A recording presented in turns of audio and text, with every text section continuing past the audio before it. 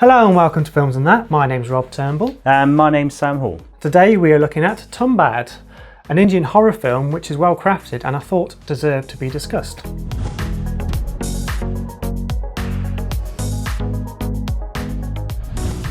After a shrine is secretly built to a greedy demigod, a man figures out a way to exploit the system. This review contains spoilers.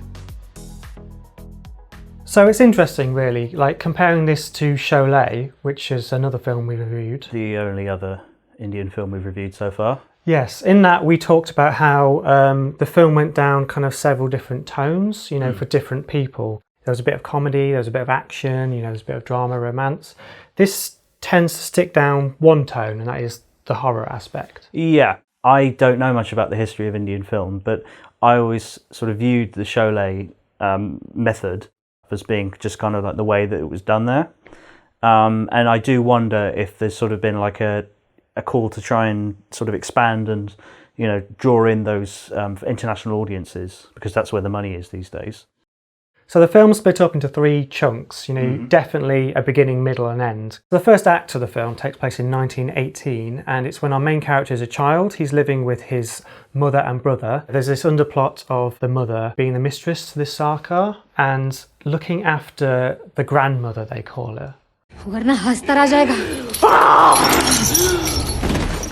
of the first things we're treated to is her just wanking off this old man. Yes. Which is surprisingly not the most horrific horror thing that they jump right into, but it's pretty unpleasant. But I wasn't expecting it at all.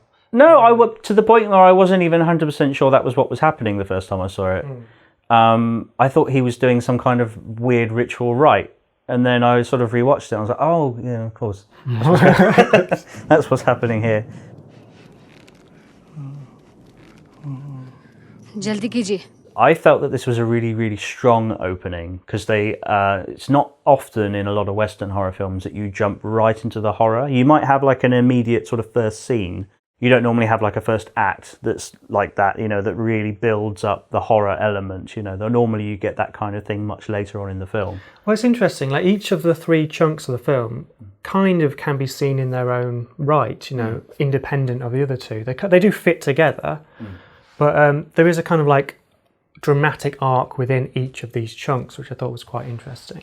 Another thing that I wanted to mention is that the horror aspects, they're kind of drip fed to you as well. So like the first time we see the grandma, we just see her toes. It's like all kind of gross. Yeah, and we don't know what she is. We have actually skipped over that there is an opening lore moment where they talk about the origin of this god Hastar, who succeeded in stealing all the gold in the world, and then he wanted to steal all the grain in the world, but the other gods killed him and tore him into a million pieces or something, like he's some sort of Dragon Ball Z villain. But he survived, but it's kind of like the whole concept is that he wasn't allowed any temples, he wasn't allowed to be worshipped for the crime that he committed, and yet one family, at least, apparently betrayed that and built a shrine in his name. Yeah. To get his gold, basically. So there's a real theme of greed running through this entire film. So we eventually get the kind of reveal of this old woman, and it's so fantastic. I think she's, for me, she's the most frightening thing in the whole film, personally.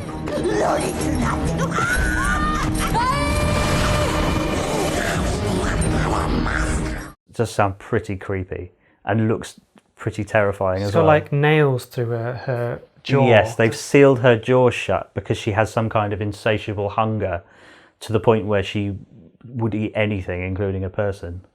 So as you can see, there's a lot of story in this film, which I thought was quite interesting. Like, this is only the first chunk. In a sense, though, it's not that layered. There are not a lot of underlying themes here. It's quite simple, and I think that's one of its strengths. They understand the strength of horror is in telling quite a simple story, but it is very, very intelligently structured. I think they seem to have a real sense of how to build the tension. Oh, definitely. Just the way they eke out, what she looks like. And then there's multiple different meetings with her where you see a bit more of the grandma. And you hear her as well, like waking up. That moment, like when she wakes up, you don't know what's going to happen. You don't know why they're afraid of her. And yet you still get that sense of fear,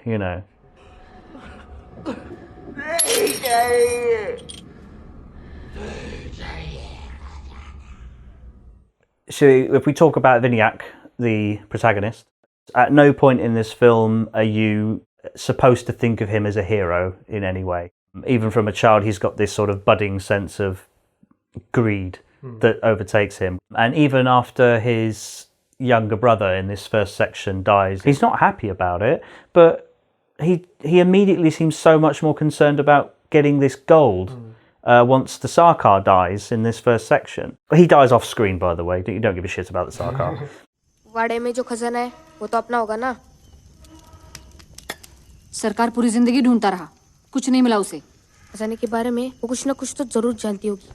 Let's go back and get her, and we'll torture her until we get the information about the treasure. One of the lines I actually quite love in the beginning of the second section of the film is he goes back to the grandmother and has a conversation with her, and she says something like, "You greedy bastard," and he says, "It's my only quality." I like that. I like that he is just a bastard. He doesn't give a shit about anything. Yeah, okay, so we've jumped ahead a bit, but after the son dies, the other brother, the mother kind of makes Vinayak swear to never return to Tumbbad, and then she leaves. And then it jumps 15 years to when Vinayak's an adult, and you see him come straight back. And he goes back to visit his grandma, and this is one of my favourite bits of the film, because you go into this kind of overgrown bedroom, so you think she's just kind of decayed because they've not fed her. But then you see like a heart beating on a tree or something. And it's really creepy. Most of us will go, "What the fuck?" But he finds it hilarious for some reason.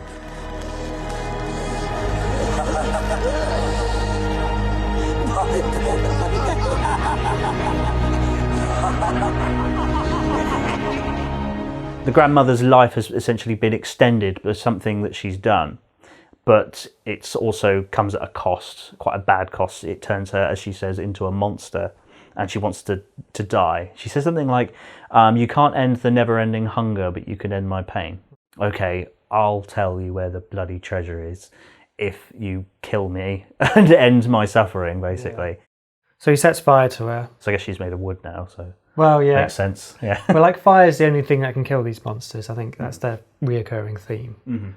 And he discovers the Shrine of Hastar. So then there's a kind of like a montage sequence of him just kind of becoming wealthy, and we don't see how he becomes wealthy. We just see the coins. There's a little bit of drama in that part. We're building on this concept of who he is and what he really cares about.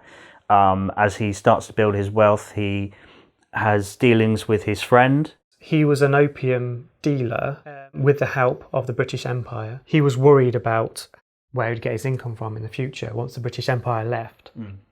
So that's why he started doing this trade with Vinayak. Yeah, who seemed to have an endless supply of wealth for some reason that we haven't found out why yet. Yeah, I'm sure it's perfectly innocent. He's just found it. Yeah, in a well. Makes a few comments like that. He says, "So you must have killed someone." Or there's one point where he's sort of like, he's got a bad leg, and he says, "Were you running away from someone?" He's absolutely convinced that he's been stealing money, which understandably you would think, but he clearly doesn't care because he's possessed by the same kind of greed that Vinayak is.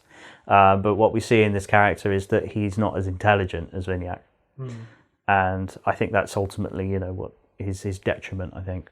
He can't just let it go. He wants to know where he's getting all this money from, and he wants to steal it for himself, I guess. So he goes to the mansion, and Vinayak follows him. Vinayak knows the old man is there. The old man knows that Vinayak is there, but he doesn't know that Vinayak knows that he's there, basically, is what I'm trying to say. So Vinayak kind of tricks the old man into going into the well, basically, is the kind of long and short of that sequence. Yeah, he says, "I'll give you what you want," that kind of setup, Knowing that he's not going to survive. Yeah.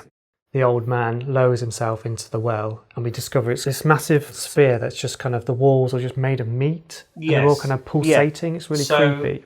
At the beginning, we are told that Hastar is born from this kind of Gaia figure, this woman who created the universe and all the gods. And he says that she keeps Hastar in her womb. So I think this is meant to be like the womb of this kind of goddess, I suppose. And it's like a giant room. The whole backstory of him wanting all the food is they exploit that by having some food for him there. So when this food is revealed inside the womb, Hastar appears. Specifically grain. There's this whole thing about them constructing it in the shape of a doll. There's an interesting point later on about filling it with stones so that he has to chew through them, and it takes him longer to chew through them.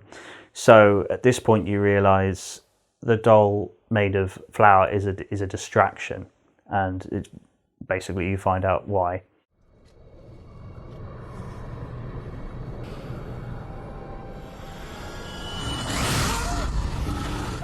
So Vinayak follows the old man down into the well, and this is a really horrific moment when you see him.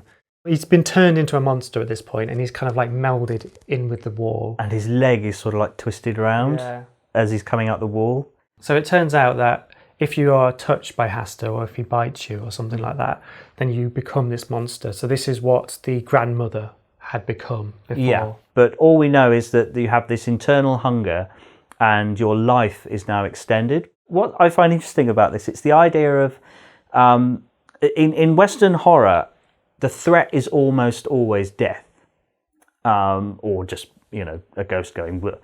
But the threat is usually death, that's the thing that everybody's frightened of. And in this, the threat, death is almost like more of a release, because the real threat in this is being bitten or touched by Hastar and actually becoming immortal, but living in this eternal state of hunger and pain.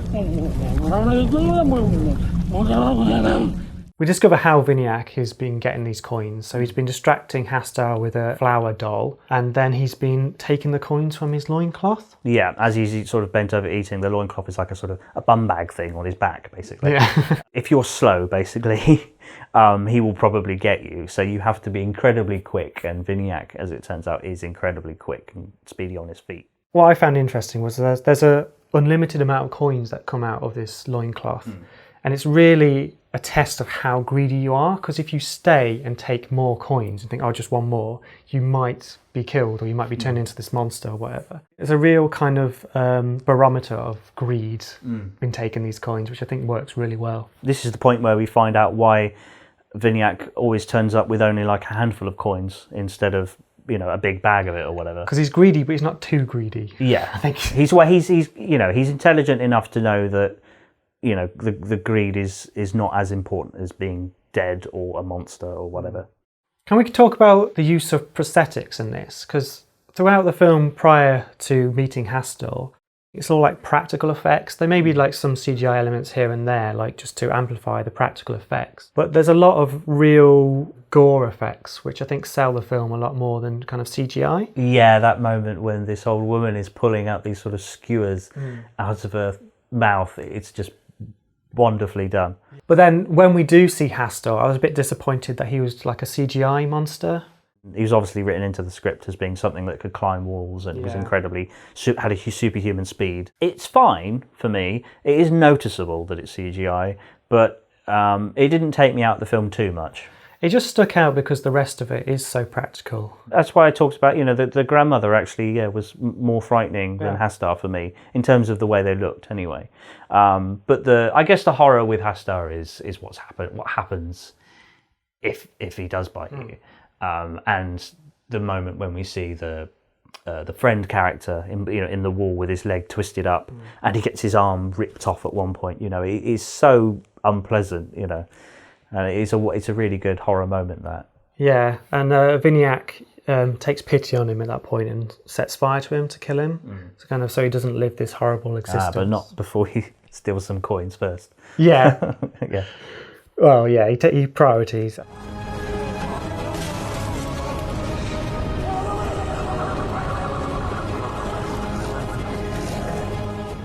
That jumps onto the third act of the film, which takes place like 14, 15 years later. So this is the end of the British rule, which I quite liked how that ties into the story a bit. Yeah, and what was also interesting for me was the fact that the end to British rule was an inconvenience for Vinayak. So he's lost ownership over the shrine now because the Indian government have basically taken it over. So now he's really worried about losing that. Losing his livelihood, really, I suppose, at this point. There's a real world there, isn't there? It's not just, this is happening in the background. what's happening in the world is directly affecting the characters. So the old man, his greed is based on that his livelihood may be not there in a few years, so he has to find another way of making money. And the fact that Hastur, no one's meant to know about him, just makes the horror more potent, I think, because it feels real. It feels like this kind of demigod could actually exist. So one of the most interesting things about the third act is that Vinayak now has a son who's the same age as he was when he first found out about the gold. Yeah. And what I really liked is that he's training him up. He set up this rope system and then, a fake loincloth system in his garden. And he's like training his son up to kind of go steal these coins for Hastur. So it's become this like business model for him now. Yeah. This kind of horrific thing. He doesn't know why he's doing this, but he knows that he's training up for something. He's got like the same haircut as Vinayak had, and he's got the same greed as Vinayak had, more importantly. But he's also, there's this sort of sense of him being both simultaneously frightened of his father and aspiring to be his father. And I think they kind of leak out little hints that there might be a bit more of his mother in him. It's something he wants to hide from his father because his father values the greed aspect. बाबा, आज कसरत अच्छी थी. आज मैंने 19वीं बार में 8 सिक्के उठाए.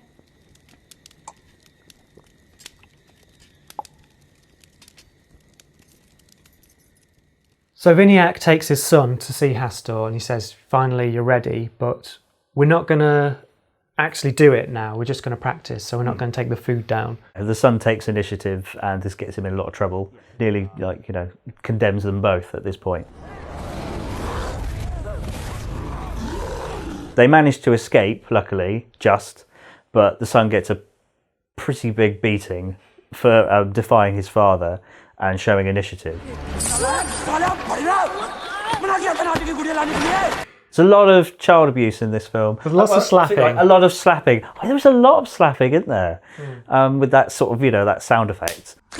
So Vinayak's son, Pandurang, well, he has this plan, doesn't he? He says, you're doing it wrong, you shouldn't be stealing the coins, you should be stealing the loincloth. Initially, he sort of says, how the hell are you going to steal the loincloth?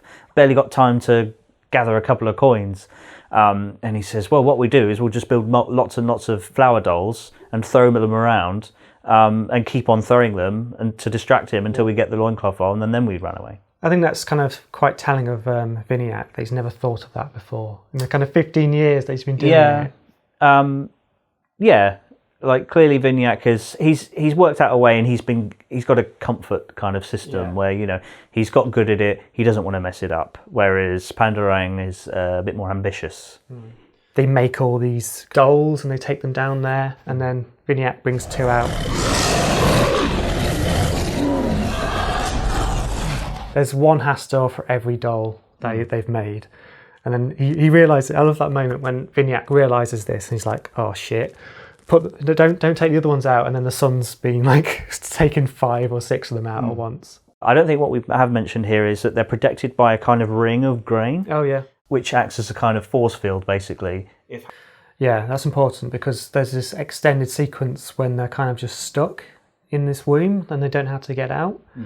And there's this repeated kind of motif of lighting matches and then trying to figure out what's going on and kind of running out of time. And it's a real brilliant kind of development of dramatic action, I think. Yes, having this idea of every time you bring the light, you can still see those creepy Hastars sort of surrounding you and watching you, because they don't sleep, they don't stop. All they think about is the grain.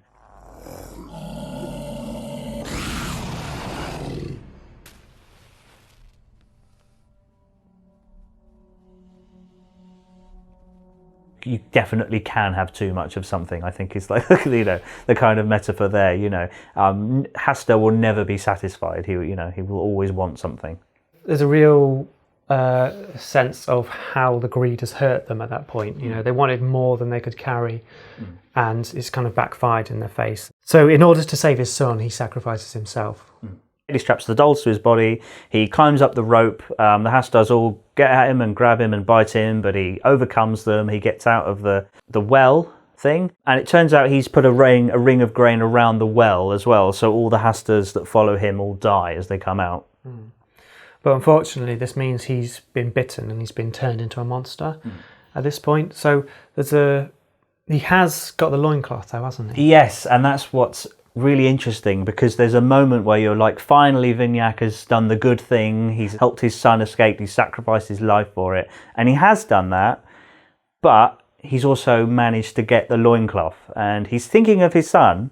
You know, to be fair, he is being selfless, but at the same time it's still that sense of like, what's more important, life or materialism, you know, and he's still thinking about the materialism because that's still a part of him. So in a way, that kind of, it's like a twist, or it kind of detracts from the fact that he's just overcome the thing that makes him such a bad person, but it's still there.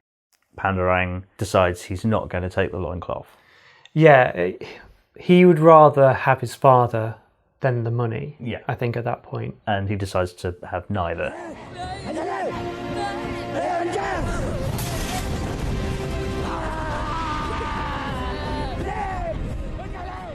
It really kind of keeps you interested, this film. There's always something that's happening. They could have easily done the whole film trying to get money from Hastur, couldn't they?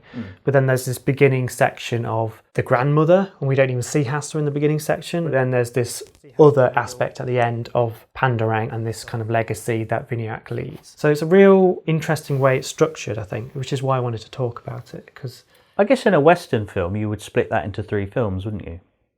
yeah, maybe, yeah. The trilogy, you know. And get more money from it, Yeah. I think.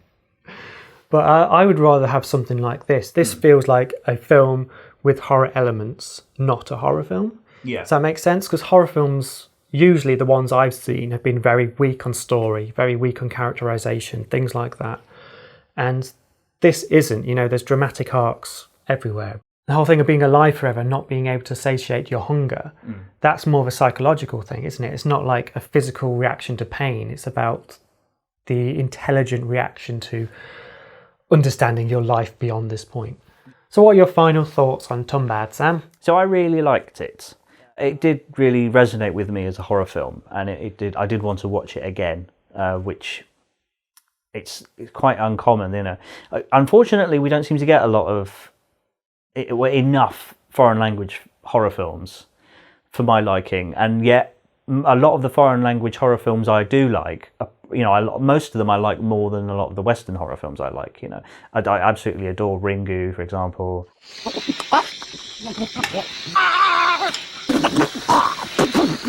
The films of Del Toro, you know, everybody knows about these films, but I think they are really extraordinary things. And it did make me really wanting more. I want to see more Hindu horror. I haven't seen an Indian horror film ever, have you? No, this is the first one for me.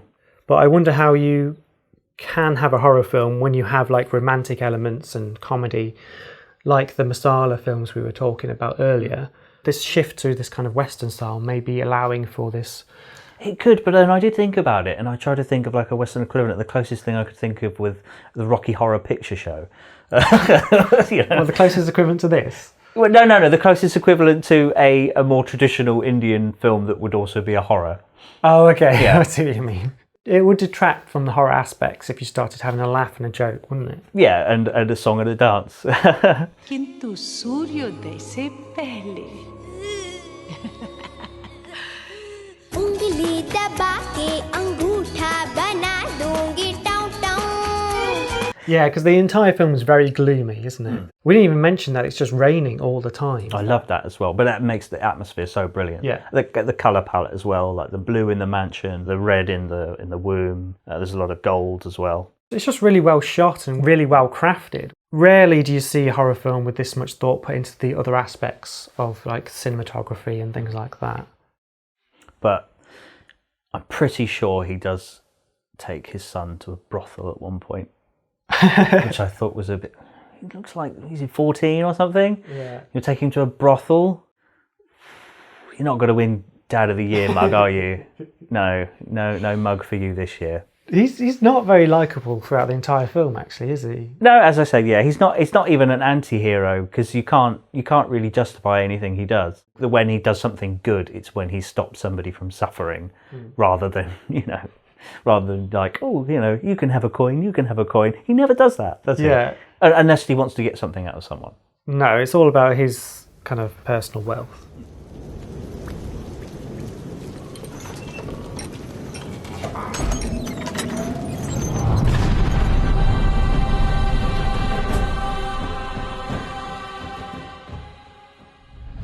That's it for this time on Films and That. If you like this video, please consider subscribing or maybe even supporting Films and That on Patreon. That's it for now. Thanks for watching. Goodbye.